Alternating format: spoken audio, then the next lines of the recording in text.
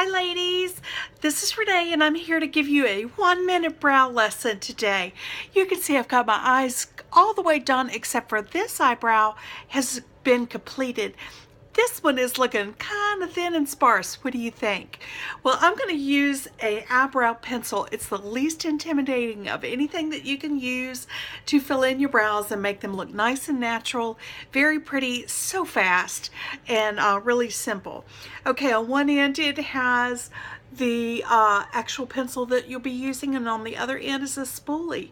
The spoolie is going to be used to brush your brows out, tame those few that might be getting a little wild, and to really make it look natural.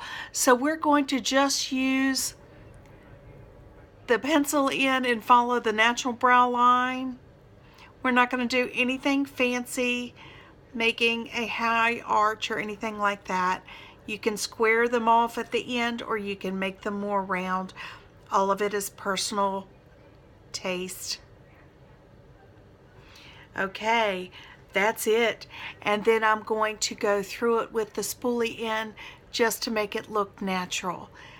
And that's all there is to it. It just took less than a minute, about 30 seconds, to actually do the brow. So I hope y'all have a great day and you're ready for the next lesson.